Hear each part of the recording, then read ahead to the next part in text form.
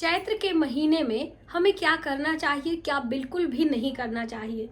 चैत्र के महीने में कौन कौन से व्रत और त्योहार आते हैं और कोई नया व्रत हम शुरू करना चाहते हैं तो क्या चैत्र के महीने से शुरू कर सकते हैं अथवा नहीं, क्योंकि चैत्र में खरमास प्रारंभ हो जाता है। सूर्य का राशि परिवर्तन होता है, सूर्य मीन राशि में प्रवेश करते हैं तो खरमास प्रारंभ हो जाता है। तो ऐसे में कोई नया व्रत उठाना हो तो हम क्या करें। और दोस्तों, अहम जानकारी कि इस महीने हमें क्या चीज भूल कर भी नहीं खानी चाहिए। तो चैत्र माह से संबंधित बहुत सारी महत्वपूर्ण बातें इस वीडियो में हम आपके साथ शेयर करना चाहते हैं। तो चलिए, वीडियो बहुत ही इंटरेस्टिंग और हेल्पफुल होने वाली है, आप इन तक बने रहिए। सभी जानकारी प्राप्त करके आप भी चैत्र के महीने में इन सभी छोटे छोटे कार्यों को अवश्य करें और कुछ कार्यों को करने से बचें। चैत्र के महीने की हार्दिक शुभकामनाएं। सबसे पहले तो चैत्र महीने में नए वर्ष की शुरुआत होती है। चैत्र के महीने में रामलला का जन्म दिवस मनाया जाता है। चैत्र के महीने में वासांतिक नवरात्रि का प्रारंभ होता है, जो कि शारदीय नवरात्रि जब सर्दियों का सीजन होता है, और इस महीने बसंत ऋतु समाप्त होकर गर्मियां प्रारंभ होती हैं, तो नवरात्रि चैत्र के महीने में ही आती है। और उसी महीने में नौमी तिथि पर चैत्र माह के शुक्ल पक्ष में भगवान राम का जन्म दिवस मनाया जाता है, रामलला का जन्मोत्सव मनाया जाता है। और रामलला का जन्मोत्सव जो होता है, रामनवमी का पर्व होता है, वो पंच महाव्रतों में एक व्रत बताया गया है। तो यदि आप कोई भी व्रत उपास नहीं करते हैं तो रामनवमी का व्रत अवश्य करिएगा। वैसे तो नवरात्रों में पड़ता है तो ज्यादातर बहनें तो रही लेती हैं, क्योंकि नवमी के बाद ही हमें दशमी में पारण करना होता है, लेकिन राम जी के जन्मोत्सव का उत्सव भी आपको पहले जान लेते हैं कि चैत्र के महीने में हमें क्या बिल्कुल भी नहीं खाना चाहिए। तो देखिए, गुड़ का सेवन नहीं करना चाहिए। आयुर्वेद के हिसाब से चैत्र के महीने में गुड़ का त्याग करना चाहिए। वैसे तो इस महीने गन्ने से गुड़ बनाया जाता है, बनाने का प्रोसेस होता है, तो स्पेशली गर्म गुड़ नहीं खाना चाहिए। गर्म गुड़ खाने से आपको एसिडिटी की प्रॉब्लम आगे 2 महीने बाद हो सकती है। इसलिए हमारे ऋषि मुनि चैत्र के मास में गुड़ खाने को मना करते हैं। पुराना गुड़ हो, कोई परेशानी हो, कुछ आपको खांसी वगैरह आ रही हो तो थोड़ा बहुत आप ले सकते हो, लेकिन नया गुड़ खाने से बचना चाहिए। अब इस महीने खरवास प्रारंभ हो रहा है, और ऐसा मतलब आपको पता ही है कि इसी महीने कुछ ऐसे व्रत त्योहार होते हैं जो कि इसी में हमें करना होता है। तो अब बहुत सारी बहनों के मन में संशय है कि हम कैसे पहली बार उसको शुरू करें। जैसे कि चैत्र मास की कृष्ण पक्ष की सप्तमी तिथि पर शीतला सप्तमी का व्रत किया जाता है, जो माता शीतला के निमित्त हम सभी माताएं अपने संतान की उज्जवल भविष्य और उनके स्वास्थ्य रक्षा के लिए माता शीतला से प्रार्थना करते हैं। तो वो इसी खरमास में ही आता है और चैत्र के कृष्ण पक्ष में आता है। तो आप पहली बार करना है तो क्या, तो बिल्कुल आप कर सकते हो इसमें, क्योंकि हर बार ही इसी चैत्र मास से शुरुआत होती है माता शीतला के व्रत की, और लगातार 4 महीने हर महीने की कृष्ण पक्ष की सप्तमी तिथि का व्रत करके चौथे महीने उद्यापन किया जाता है, जिसे हम कहते हैं कि समापन करते हैं, बैठाते हैं, अलग अलग भाषा में लोग बोलते हैं, जिसकी वीडियो मेरे चैनल पर भी है। आने वाले समय में हम आपको प्रैक्टिकली बताने वाले हैं। तो ये तो शीतला सप्तमी व्रत के बारे में हो गई। दूसरा, इसी महीने आती है रंग पंचमी, जो कि पंचमी तिथि होती है, बहुत ही शुभ मानी जाती है। तो रंग पंचमी का भी व्रत लोग करते हैं। इसी महीने आती है पाप मोचनी एकादशी। तो अब जो कि हमारे पापों के, पूर्व जन्म के संचित पापों का विनाश करती है। एकादशी हर महीने आती है, एक शुक्ल पक्ष में एक कृष्ण पक्ष में। तो इसमें आती है पाप मोचनी एकादशी। तो एकादशी का व्रत भी मान लीजिए आप करना चाहते हैं, या कोई सिर्फ यही व्रत करना चाहते हैं तो भी आप कर सकते हैं। और सबसे अहम, माता जगदम्बा, माता जगत जननी माँ दुर्गा के दिन आते हैं चैत्र नवरात्रि से, जिसे कि वासांतिक नवरात्रि आप कहते हैं। और नवरात्रि व्रत की शुरुआत चैत्र मास से भी किया जा सकता है, कोई परेशानी नहीं है। क्योंकि देखिए, जब भी व्रत त्योहार की बात आती है नए व्रत शुरू करने की, तो कैसे कहा जाता है कि खरमास में हमें नहीं करना चाहिए। और इसी माह से जैसे ही फाल्गुन समाप्त होता है, होलिका दहन होता है, फाल्गुन मास के दूसरे ही दिन, जिस दिन रंगों वाली होली होती है, उसी मतलब दिन से आपका चैत्र का महीना शुरू हो जाता है। प्रतिपदा का दिन पहला होता है जब रंगों वाली होली खेली जाती है। है ना। और उसी दिन से इस बार वर्ष 2025 की हम बात करें तो 14 मार्च से खरमास प्रारंभ हो रहा है, यानी सूर्य का राशि परिवर्तन हो रहा है। सूर्य मीन राशि में जा रहे हैं और मीन राशि गुरु ग्रह बृहस्पति की राशि कही जाती है और बृहस्पति उसमें अस्त माने जाते हैं, यानी कि उनका उतना प्रभाव नहीं होता है।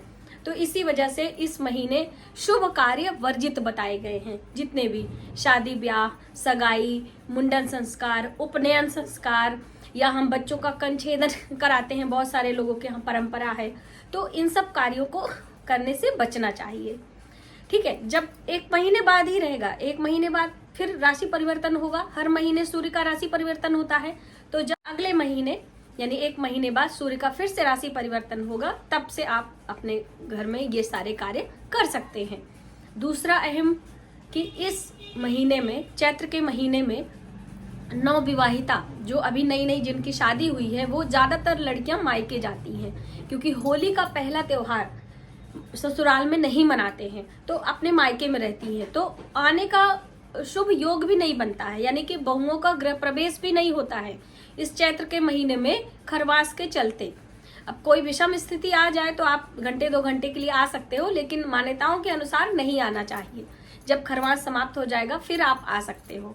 इसी तरह से हम बच्चे को पहली बार मायके या ससुराल में लेके आते जाते हैं तो भी इन शुभ मुहूर्तों को देखा जाता है। ठीक है, अब आने वाले दिनों में जो वासंतिक नवरात्रि आती है उसमें रामलला का जन्म दिवस मनाया जाता है, तो वो भी हम पहली बार यदि करना चाहें तो भी पहली बार उस व्रत की हम शुरुआत कर सकते हैं। ठीक है, और नवरात्रि शुक्ल पक्ष में आती है, तो यदि कोई आप जैसे साप्ताहिक व्रत हो गए, सप्ताह में सोमवार का व्रत, गुरुवार का व्रत, शुक्रवार का वैभव लक्ष्मी के निमित्त रखा जाता है, तो बहुत सारी बहनें शुरू करना चाहती हैं, बहुत दिनों से वो चाह रही हैं और किसी कारण से नहीं शुरू कर पा रही हैं, तो नवरात्रों से आप शुरू कर सकते हो। ठीक है, नवरात्रों में हम व्रत उपास शुरू कर सकते हैं। किसी नए तस्वीर की लाने की बात होती है, जैसे कि माँ दुर्गा की प्रतिमा आपके पास नहीं है, या आप चाहते हो कि 9 अलग अलग देवियों की प्रतिमा वाली हम फोटो लेकर आए और इन खरमास के चलते जैसे कि भूमि पूजन वगैरह मनाए। इसी तरह से निर्माण कार्य, यानी कि कोई मंदिर में यदि मूर्ति स्थापित हो रही है, चित्र विग्रह स्थापित हो रहा है, तो वो भी वर्जित होता है, क्योंकि मंदिरों का निर्माण भी वास्तु के अनुसार और शुभ मुहूर्तों में किया जाता है। तो अपने घर में कोई विग्रह लाना चाहते हो तो अभी ना लेकर आए। फोटो लाना चाहते हैं तो फोटो लाने के लिए नवरात्रों का दिन ज्यादा अच्छा होता है, तो नवरात्रों के दिनों में पूजा पाठ से संबंधित चीजें आप ला सकते हैं। लड्डू गोपाल के लिए वस्त्र लाना चाहते हैं उसको ला सकते हैं, माता की प्रतिमा, माता के लिए भोग प्रसाद आदि के लिए प्लेटें वगैरह बहुत सारे लोग लेते हैं पूजा करने के लिए, तो आप उसको खरीद सकते हैं। इस प्रकार से देवी देवताओं को चढ़ाने के लिए कोई श्रृंगार की सामग्री आप खरीदना चाह रहे हैं, सिंदूर है, बिंदी है, जैसे नवरात्रों में कन्या पूजन होता है तो कन्याओं को देने के लिए उपहार हम खरीदते हैं, तो वो भी हम खरीद सकते हैं। हम हर चीज का डिटेल में मेंशन इसलिए कर रहे हैं कि हमारी जो बहनें हैं जो हमारे चैनल से जुड़ी हुई हैं, उनका बीच बीच में कमेंट आता है कि दीदी हम नया सामान खरीद सकते हैं, नया सिंदूर ले सकते हैं कि नहीं, नई साड़ियां, इस तरह के बहुत सारे आप सभी के प्यारे प्यारे कमेंट्स आते हैं। तो उन सब बातों का ध्यान रखते हुए मैंने सोचा मैं एक वीडियो में ही सारी चीजों को बताऊं, और जिससे कि आने वाले जो अभी चैत्र का महीना चल रहा है, आने वाले नवरात्रों में आप उन सब चीजों को इकट्ठा करें और पूर्ण श्रद्धा भाव से माता जगदम्बा, जगत जननी माँ दुर्गे की कृपा प्राप्त कर सके। दोस्तों, माता दुर्गा का व्रत करने से हमारा मंगल और हमारा बुध दोनों ही अच्छा होता है। इसलिए नवरात्रों के दिनों में यदि आप 9 दिन का व्रत नहीं भी कर पा रहे हो, जैसे कि हमारी पारिवारिक जिम्मेदारियां होती हैं, तो अब जिनके छोटे बच्चे हैं, अभी नई नई आपकी शादी हुई है, तो बिल्कुल आप 9 दिन का व्रत ना करें, आप सिर्फ पूजा कर लें। आप चाहें तो शुरू और आखिरी का रख सकते हैं और बीच में आप सिर्फ पूजा करें। पूजा करने से ही आपको पुण्य फल मिल जाएगा। और जैसे कि नवरात्रों के दिनों में कलश स्थापना, अखंड दीप लगाते हैं, माता रानी की प्रतिमा रखते हैं, जवारे लगाते हैं, तो बहुत सारे लोग सारा प्रक्रिया नहीं फॉलो कर पाते हैं, ऑफिस के चलते, पारिवारिक जिम्मेदारियों के चलते, या फिर आपका स्वास्थ्य नहीं अच्छा है या कहीं आना जाना है। ठीक है, तो ऐसे में जैसे हर वर्ष आप व्रत करते रखते चले आ रहे हैं, अब इस वर्ष कहीं जाना है आपको, मान लीजिए आपको मायके में कोई काम है, कुछ भी है, तो अब आपके मन में होगा कि हर बार हम करते थे, इस बार कैसे करेंगे, बिल्कुल नहीं। आप बिल्कुल सिर्फ व्रत करके भी जहां जा रही वहीं पर पूजा उपासना करें, है ना, क्योंकि जो नवरात्र का व्रत है उसका उद्यापन हमें नहीं करना होता है। हर वर्ष हम कन्या पूजन कराते हैं, हर वर्ष हवन करते हैं, हर वर्ष हम नवरात्रों के सारे विधि विधान कर देते हैं, इसीलिए नवरात्रों का उद्यापन नहीं किया जाता। जैसे मैंने आपको बताया है पंच महाव्रत और 4 ऐसे व्रत होते हैं जिनका उद्यापन हमें नहीं करना होता है। तो वो पंच महाव्रत कौन कौन से वो भी समझ लीजिए, और 4 ऐसे कौन से व्रत हैं जो कि उद्यापन नहीं करने होते हैं, ठीक है। नहीं तो आपके कमेंट्स आने लगते हैं कि दीदी आपको बताना चाहिए था।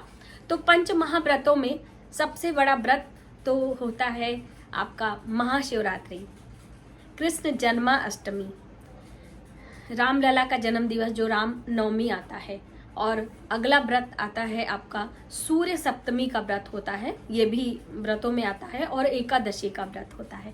तो ये पंच महाव्रत बताए गए हैं, इन व्रतों को करने का प्रयास करें। और इनमें जो ये नवरात्रि है, ये नवरात्रि का उद्यापन आपको नहीं करना होता है। जो 4 व्रतों का उद्यापन नहीं करना है, कौन कौन से हैं? अब 4 व्रत जो ऐसे हैं कि उद्यापन जिनका नहीं करना है वो भी आप समझते चले। नवरात्रि जिसका उद्यापन हमें नहीं करना है, महाशिवरात्रि जिसका उद्यापन नहीं करना है, कृष्ण जन्माष्टमी जिसका उद्यापन नहीं करना है, रामनवमी ये जो चैत्र मास की है इसका भी उद्यापन हमको नहीं करना है। तो बस इन 4 व्रतों का उद्यापन हम नहीं करते हैं, बाकी अन्य सभी व्रतों का उद्यापन करते हैं। तो अब उद्यापन भी अगर चैत्र के महीने में आपका कोई व्रत उपास पूरा हो रहा है तो उसका उद्यापन आप कर सकते हो। ऐसा नहीं है कि अब खरमास आ गया है ना, तो हम कैसे उद्यापन करें। बहुत सारी बहनें कहती हैं दीदी हमारा गुरुवार का व्रत कंप्लीट हो चुका है या वैभव लक्ष्मी का। बिल्कुल आप कर सकते हो, क्योंकि देखिए उद्यापन जब तक आप नहीं करोगे उस व्रत को छोड़ोगे नहीं और फिर उसका पुण्य फल आपको नहीं मिलेगा। कितने दिनों तक कर, चाहे काउंटिंग वाला व्रत हो चाहे बिना काउंटिंग का हो, आप जब भी आपका व्रत संपूर्ण हो उसी में आपको उद्यापन करना चाहिए, यानी कंप्लीट। 16 सोमवार है तो 16 करके 17वें पे करना है, 11 है तो 11 करके 12वें पे करना है। तो मुझे उम्मीद है कि चैत्र मास से संबंधित ये महत्वपूर्ण जानकारी आपके लिए काफ़ी हेल्पफुल होगी और आप इन सब चीज़ों का ध्यान रखेंगे। आज के वीडियो में बस इतना ही। यदि हमारी जानकारी आपको थोड़ी सी भी हेल्पफुल लगे तो प्लीज़ वीडियो को ज़्यादा से ज़्यादा लोगों में शेयर करें, आने वाले वीडियो के लिए सब्सक्राइब करें।